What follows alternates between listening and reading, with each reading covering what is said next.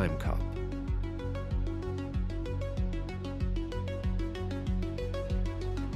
A novel by S.D. Perry, based on a screenplay by Mark Verheiden.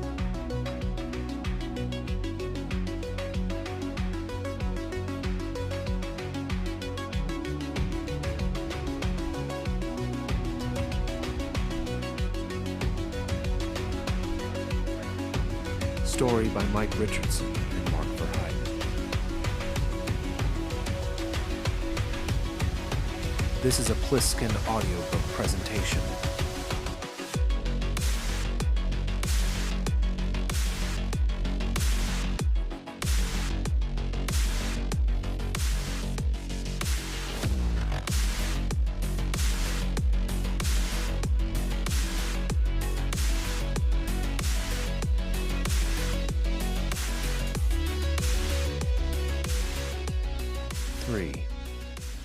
Dusk drifted through their room, accompanied by the soft thumps of rain pelting the panes of glass in the gentle gray light. Walker sat cross-legged in bed while Lissa stroked his back with her long fingers. He grinned, musing at the rain. Apparently she could see into the future just a little bit. It had been good, as it usually was, and there had been an intensity to their love-making today that would have frightened him once, an intimacy of spirit that he had come to cherish. As a younger man, he would have run from it, scared of what it implied. And yet, each time with her, it seemed to get better, deeper. He didn't see how it could get much better and leave him able to move, or even breathe. Melissa started rubbing his neck, and he rolled his tousled head to one side. She slid one hand down over his shoulder blades and across his thigh to circle his groin. He arched his back, moaned a little. Melissa curved her body around his and lowered her head to caress him with her mouth. Walker took a deep breath and lay back across the rumpled sheets as she suckled at him. After a few moments, she worked her way up his tightened abdomen with her tongue and teeth, nipping at him lightly, her long, smooth legs pressed against his. The feeling of her breasts nestled against his belly was both sweet and exciting. He wanted to take her in his arms and love her, be inside of her again. Melissa straddled his hips, and he slipped into her. She dropped her head down, her silken hair brushing across his skin. He pulled her down, closer, her tongue flickering into the corners of his mouth, her hands buried in his hair as she rode him smoothly. Her breath quickened, accompanied by the soft moans that meant she was getting closer. He began to thrust harder, his hands resting against her moving hips, and she leaned back, hair across her lips and eyes. Walker gritted his teeth and slipped into a steady rhythm, feeling her all over his body. After a moment, she cried out and collapsed across him, whispering his name and biting at his lips. He pushed into her, all restraint gone now, and released his aching pleasure into her softness. They lay there for an indefinite time, languishing. Twilight shadows crept across the floor as he stroked her back absently, wondering how he'd gotten so lucky. They didn't always see eye to eye, but they had found ways to make it work. He couldn't imagine life without her. Finally, she stirred, rolled over to curl up beside him.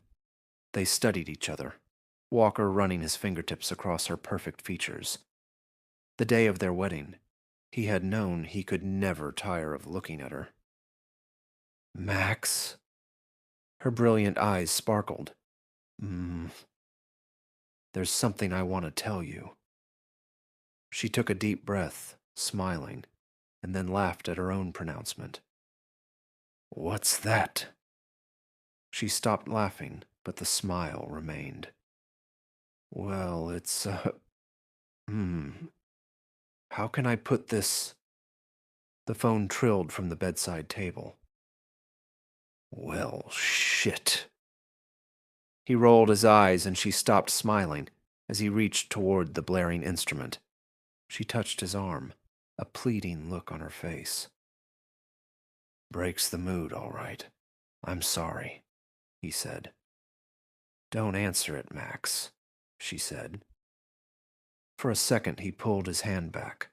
It was his afternoon off, wasn't it? But they wouldn't call if it wasn't necessary. "I have to," he said. The phone continued to ring. This one time. This one time. Her face started to cloud up like the skies outside. Damn it. This was not going to be some kind of a test. She knew how important his job was to him. He would like nothing better than to lock himself away with her, away from the outside world. But his life was more than that, and so was hers. "I'm sorry," he said again, and picked up the phone. "Walker." He looked at his wife as he listened to the voice on the other end of the line. "Now. Christ, can't you find somebody else?" She was up and out of the bed, grabbing angrily for her robe. Walker scowled into the phone, watched her sweep out of the bedroom on a wind of rage, said, "I'm on the way," and slammed the receiver down. Fuck. And it was raining. It was fully dark by the time he got out of the shower and into his uniform. Melissa wasn't in the bedroom, and he knew by the silence that she was waiting downstairs. He tucked in his shirt, nearly tripped as he went down the stairs and toward the living room. He opened the front closet door and then stopped at a flicker of movement in the front room behind him. She sat on the couch, half behind him, her legs folded beneath her and her arms crossed. The room had been straightened, their magazines stacked and set aside, the coffee mugs taken into the kitchen. She was always very neat. She got even neater when she was pissed off. They both did. The one benefit of arguing. The house always looked better when they kissed and made up. He turned back to the closet. "Look, I'm sorry. Somebody called in sick and..." He paused, searching. "And there was no one but Max Walker to keep the streets safe, to clean up this town, to get all the bad guys. No one." Her voice rose, threatening tears. He felt his shoulders drop. "I said I was sorry," he said. "It's not like I have a choice." "Of course you have a choice." "This is what I do," he started, feeling a stir of anger. Hadn't they settled this a long time ago? "I'm on call 24 hours a day. You knew that when we got married." "I know," she said, almost dismissively, and he realized that wasn't the issue. At least, not all of it. It's just that now things are different. "What are you talking about?" he said. He tried to make it come out gently. "This is not the way I wanted to do this," she said. He waited, but she didn't say anything else. Seconds passed. "Look," he said finally. "I'm sorry. I have to go." He reached into the closet and pulled out his gun belt, then strapped it on. The new Glock was lighter, but he didn't like it as much as his old piece. A Tupperware gun, some of the guys called it. At least it was a decent caliber, a .45 and not a pussy 9mm.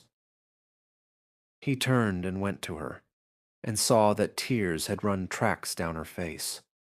Her lips, still swollen a little from their afternoon, quivered. "Damn it!" Walker touched her mouth with one finger. "I won't be long. Just a few hours. There was something you wanted to tell me." "Yes." "Can it wait till I get back?" She nodded once, looking up at him. She attempted a smile, and he was proud of her for trying. They would work this out. He would make it up to her when he got back. Take her out for a late dinner, maybe. A trip to that bookstore she liked. Something. Every couple had a few bumps in their marriage, right? They'd get past this, just as they had every time before. Sure. He kissed her and walked to the front door. He opened it and nodded at her, reaching to pull his collar up against the brisk wind. "I'll be home soon as I can," he said, hoping he could keep that promise. He stepped outside. And his head shattered. Red and purple flared, turned to darkness, swallowed him as he fell to his knees with the shock of the impact. Something big, heavy. "Surprise," said someone. A man's voice. Walker fought to make him out, could only see the bottom edge of a long coat and blood dripping from the butt of a shotgun. Blood. He shot his arm out to take down the man who had made him bleed. And he saw his own hand as it flailed weakly toward the pants leg, 1,000,000 miles away. Melissa screamed, and Walker tried to find her, behind him. "Max!" She slammed the door, tried to... Good girl. Smart. But something stopped her. Shotgun. Walker rolled his head to see and fell to the pavement. Shotgun pawed at his wife, jerked her. She fell back against him, her face angry and full of pain. "For me." And the hard wind slammed the door solidly closed. The sound was the loudest thing Walker had ever heard. He was groping to turn around, to get to Shotgun, when another man appeared in front of him, and then the muddy shoes of a third. Long coats. Long coats. Where? Another explosion on top of the last. Pain. Intense. Sharp.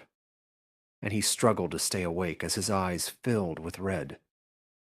The butt of another shotgun caught his chin, flipped him onto the soaking lawn. Rain and wind crashed around his head. He tried blindly to get his feet under him. The dark, wet grass came into focus.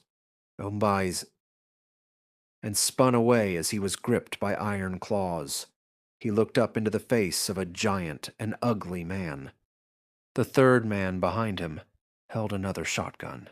So much hardware. Through the veil of blood in his eyes, he recognized the two of them. From the mall, the men from the mall. The huge man clutching him unleashed a series of snap kicks into Walker's gut. He tensed, but he already couldn't breathe. He was jerked to an upright position, and he battled to get his legs to work, to block. The giant's fist smashed into his face. The giant laughed, enjoyed feeding him pain.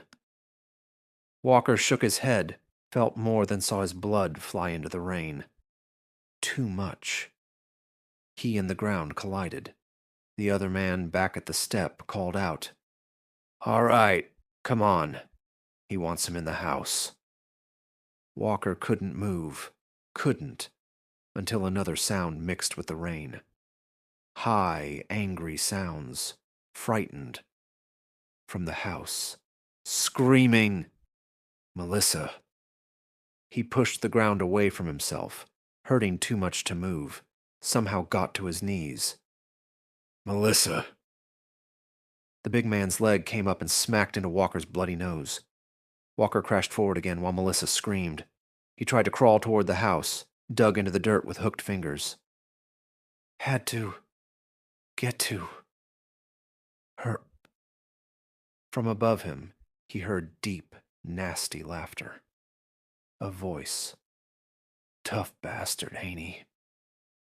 His legs went dead as a boot dug into his spine. "Finish him!" the man with the shotgun yelled. Melissa had stopped screaming. Walker wanted to close his eyes and let it be done, but Melissa could be hurt. Why had these men done this thing? Why were they killing him? Where was she? He opened his mouth and felt blood trickle from one corner. He breathed into the mud, his voice invisible in the rain. Who are you? Walker looked up and prayed that this man would answer all of his questions, would let him get to Melissa. The giant drew a .45 out from his coat. It glittered blackly in the light from the house. He pointed it at Walker's chest. The muzzle was huge. He could have stuck his fist into it. You're a smart boy, the man said, and his finger tightened on the trigger. Walker saw the finger move. No! The muzzle exploded with light and a boom, and in the sudden darkness that swam over him, he heard the faintest whispers. Why don't you sleep on it? The rain. Dying. Let's move. We gotta get out of here. Walker couldn't breathe. He choked, the air solid, the pain unbearable, and vomited into the mud in which he lay face down. He rolled over, still retching, and clawed at his broken chest. The vest. Had he... Did he... Yes. He wasn't dead, not yet. Thank God, Max. Walker stumbled to his feet and looked up. Her anguished face, pale and terrified, was pressed to their bedroom window. She started to sob, and he found the strength to move. He would go inside, go up, get her. She was alive. Everything else was unimportant. He made it to the front door, but it was locked. He fumbled for the keys, but they were somewhere else. So he began to beat at the wooden frame with his fists. His feet slipped in the bloody muck beneath his shoes. He backed away and then threw himself at the door. There was a crack, but it was solid. He moved back again. Melissa!